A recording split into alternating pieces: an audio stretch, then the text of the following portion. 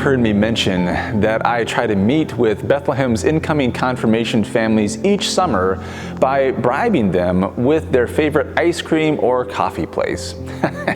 And yes, I am absolutely not above bribery. It is a great way to get to know families, which is ultimately the goal. But there are also things that I want people to know really just about me. The essential things, like I'm not from Minnesota.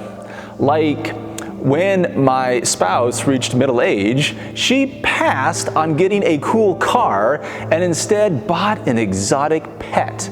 Yeah, a bearded dragon, a lizard that eats live roaches. Yeah, I will never understand that. Also, I was not anticipating that my career would take me in this direction. I learned more about spirituality, Christianity, and the biblical story in a 1-semester, 3-credit-hour freshman religion class than in my entire 17 years of attending church with my family. And finally, most importantly, the fact that I believe that the story of our faith has the power to address the world's greatest needs as well as our own. Yeah, I know that last statement of what I want people to know about me, that's a big statement. I want you to hear it, so I'll say it again. I have come to believe that the central tenets found in the story of our faith, the biblical story, has the power to address the greatest needs of our world and of our lives. Yeah, I know it sounds like I am overselling, but I don't think that I am. All right, so I want to ask you a question. What is the most fragile thing you have? Seriously, I want you to think about that question. What is the most fragile thing you have? All right, okay, here we go. Let me try and guess what you were thinking about. So maybe you were thinking about something that is made out of glass, a thin glass that would shatter into 1,000,000 pieces if dropped on the floor. Or maybe you were thinking about your aging body and how one misstep would leave you in the hospital with broken bones. I don't know, I'm sure there were other things that you were thinking about that are indeed very fragile. However, what I am thinking about that is so fragile that it breaks all the time. And I don't think you would guess what I'm thinking about. I'm talking about your relationships with others. Yeah, I cannot begin to tell you how fragile your relationships are. John Gottman is a relationship researcher who literally wrote the book on marriage and family therapy. He found that for a relationship to be healthy, there needs to be a 5-to-1 ratio of positive interactions and feelings to negative interactions and feelings. That means that for every negative encounter, for every word said in anger, for every word that tears down, for every put down, for every unintended negative action, there needs to be five life-giving positive interactions for a healthy relationship. Oh man. In other words, it is much easier to break a relationship than it is to keep it whole.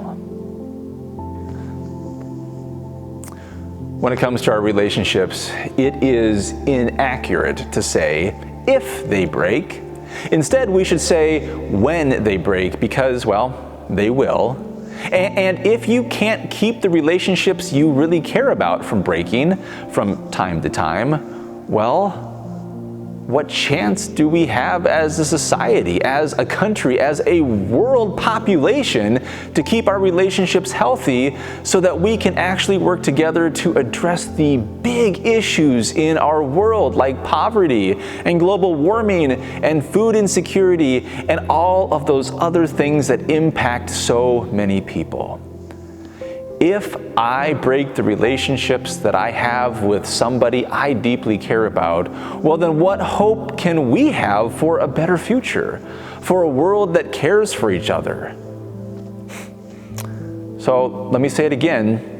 I believe the story of our faith has the power to address the greatest needs of our world and of our lives because one of the central messages that our faith teaches is forgiveness.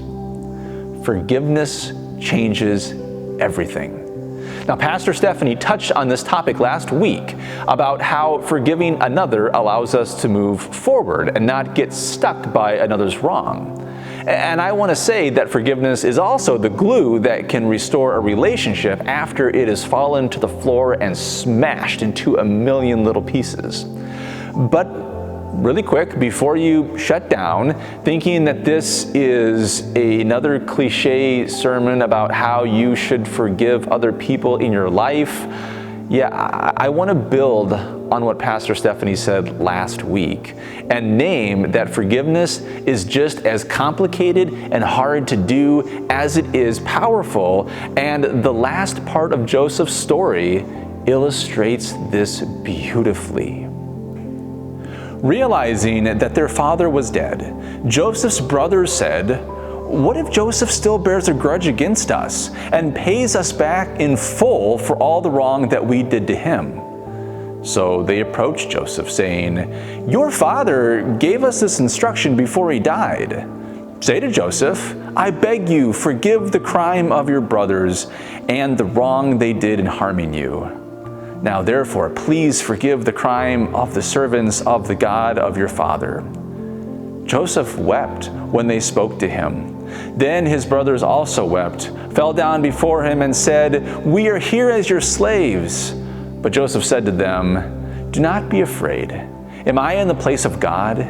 Even though you intended to do harm to me, God intended it for good, in order to preserve a numerous people as he is doing today. So have no fear. I myself will provide for you and your little ones.' In this way he reassured them, speaking kindly to them. So Joseph remained in Egypt, he and his father's household, and Joseph lived 110 years.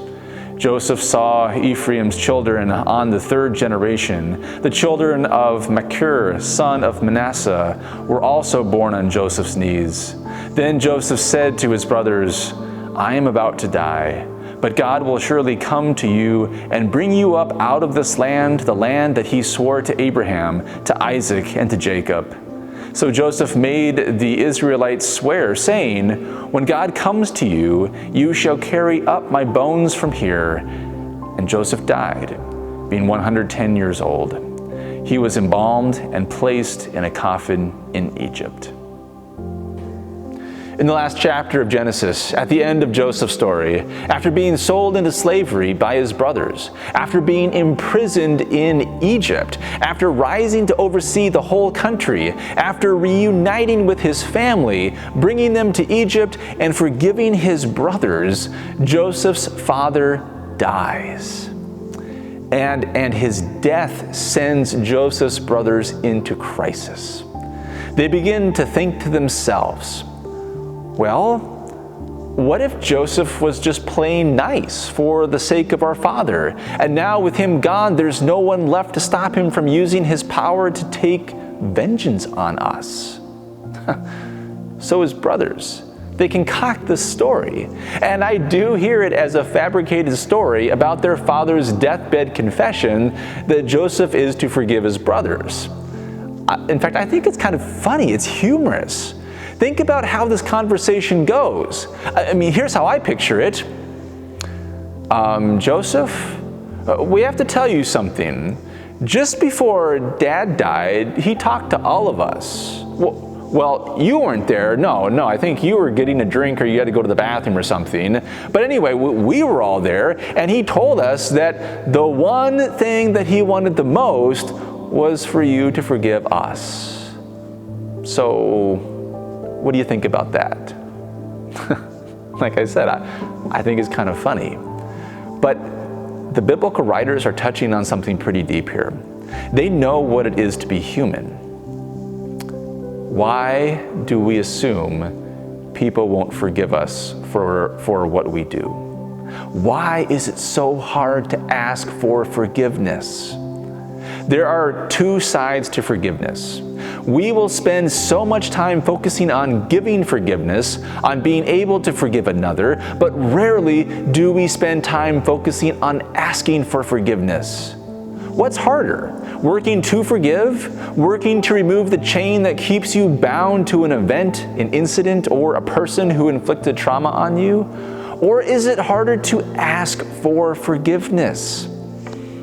So personally, it is much harder for me to ask someone I hurt, someone I inflicted trauma on, someone I have wronged to forgive me. I would much rather be the one giving forgiveness than asking for it. Now, I know it sounds weird to say that, and I don't want to make light of anyone's suffering, but I would rather be the victim working on forgiveness than be the one who victimizes others seeking forgiveness. And I can tell you, for one, why I am afraid to ask for forgiveness. I am absolutely terrified that the other person is going to say, "No. No, I do not forgive you, Chad." To ask for forgiveness is an act of vulnerability, and being in a vulnerable position does not allow me to determine how things will turn out. I think that's true of many of us. And so what we do is we avoid it. We don't do it. Joseph's brothers concoct a story to deal with it. Other people deny causing harm to others.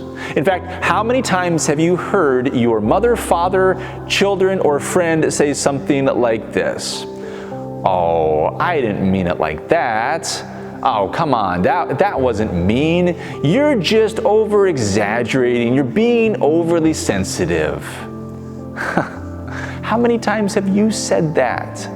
Still, others just ghost people. They disappear. They would rather end the relationship than have to admit fault and have to ask for forgiveness. But I have to tell you this. We all hurt each other. We all say things that we should not. We all make assumptions. We all stereotype. We all do things that lead to negative outcomes, whether we intend to or not. The story of our faith acknowledges this, and it lifts up both sides of forgiveness as a way of moving forward. And when this happens, your life changes, the world changes. I believe the story of our faith has the power to address the world's greatest needs. In most mainline Protestant congregations, we celebrate the Reformation this week, which on some level is all about asking for forgiveness.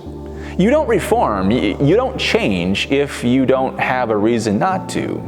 The Reformation is not just a historical event where we remember how the church of long ago took advantage of poor people by selling them indulgences to get out of purgatory, and then split to reform that practice while turning more towards grace. I mean, it's not just that event. No, we are always reforming. We are always changing because the church has hurt people. Religion has hurt people. To reform on some level is to say, "Will you forgive us?" To be the church is to be a community that learns together how to say, "Will you forgive me?" So, to close all of this out, I want you to be aware that those who work in end-of-life care, those who work in hospice, will talk about 5 things that need to be said at the end of life to be fully present to another, to be fully connected to another. And in no particular order, we need to say, "I love you," "Thank you," "I forgive you," "Will you forgive me?" And only when we have said those things can we say goodbye. Sometimes we don't figure this out until we reach the end of our life. But when we do, no matter when that is, there is a kind of peace and connection and hope that is holy, that is amazing, that is beautiful, because it is at the center of God's nature. Forgiveness is at the center of God's nature. It is what the story of our faith is leading us to. It is a major theme at the end of Joseph's story, and as part of a community of faith, it is my hope that both sides of forgiveness, as hard and complicated as it is, that it would be a part of your story as well. This is the incredible news that we hear today. Thanks be to God for that. Amen.